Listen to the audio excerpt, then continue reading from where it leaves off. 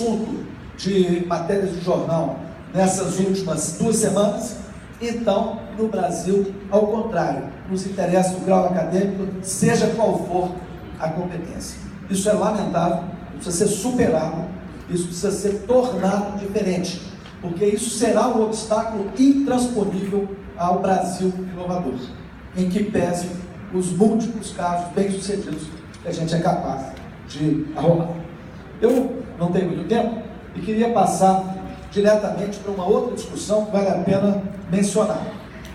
Nós também não costumamos ter autocrítica em relação às nossas condições.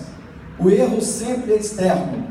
E eu chamo a atenção para um fato que já destaquei em outros ambientes, que é o fato de que os Estados Unidos foram capazes de fazer uma autocrítica da formação de engenheiros no período da primeira crise do petróleo, lá no início dos anos 70, e com isso, eles, embora tenham uma indústria automobilística que tenha perdido a primazia, retomaram a vitalidade de um modo geral, até o ponto de criar uma indústria automobilística inovadora. Aquela que, por exemplo, trata dos carros movidos a energia elétrica e dos carros que não são conduzidos por humanos. Então, eu queria lembrar que nós não podemos nos acomodar, nos sentir confortáveis com as condições que nós vivemos. Nós precisamos mudar. Muita gente já fez, mas é preciso enfrentar um panorama adiante muito mais desafiador do que aquilo que nós já vencemos. Senão nós não vamos conseguir transitar para essa condição de uma economia inovadora. Falando agora sobre as diretrizes curriculares, não é demais repetir que, embora diretrizes curriculares sejam parte de uma reforma pedagógica da educação superior que está em curso há várias décadas, que teve, por exemplo, nos anos 90, com a edição de legislação que omitiu a expressão currículo mínimo e que passou a usar a expressão diretriz curricular, ao mesmo tempo em que grandes projetos de formação, como o programa RENGE, aconteceram, embora nós tenhamos 20 anos aproximadamente, ou talvez até mais do que 20 anos, de intenso trabalho por reforma pedagógica, nós ainda também não conseguimos transitar plenamente para esse conceito. Aquele movimento que gerou as diretrizes curriculares da engenharia em vigor fazia parte dos primeiros impulsos da reforma.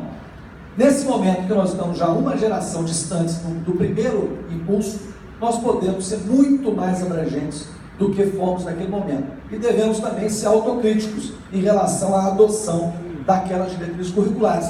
Devemos perceber que na grande maioria das nossas escolas, nós ainda praticamos exatamente as mesmas concepções que eram determinadas pelos currículos mínimos. Isto é, nossos currículos são muito rígidos, extremamente prescritivos, são detalhados em sua distribuição de carga horária, como se obedecêssemos ainda às prescrições que o currículo mínimo trazia. E percebemos com muita dificuldade quais são as instâncias de integração e de síntese que a formação de um engenheiro que é um profissional, por definição integradora e sintética, precisa conhecer durante sua formação. Então, se fizermos um resumo, com muita frequência, escolas e outras instâncias sociais vêm fazer apelos às políticas públicas de que elas retomem a história dos currículos mínimos. Tanto é assim que qualquer situação em que uma organização ligada ou às indústrias, de forma localizada, vou dar um exemplo, as indústrias de refrigeração, ou a outra área, como por exemplo o combate aos incêndios, a demanda desses grupos, que é dirigida à Secretaria de Educação Superior ou que é dirigida ao CNE, sempre se restringe à inclusão dessa ou daquela disciplina adicional no currículo que eles entendem como currículo. Então nós temos ainda na prática uma sociedade e uma universidade que pensam como no período do currículo. Assim se pratica a revalidação de diplomas, assim nós praticamos a nossa exclusão do mundo contemporâneo.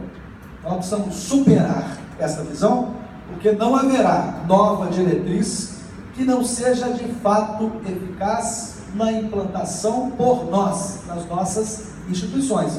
Se nós pararmos num documento que pode ter nome muito bonito que pode resultar de uma conversa muito produtiva, por outro lado, nós não vamos tratar de internalizar essas ideias, tratar de trazê-las à realidade das nossas formações em engenharia e, portanto, todo esse esforço terá sido em vão. Há muito que aprender com outras comunidades acadêmicas. Eu destaco sempre e vou reforçar aqui o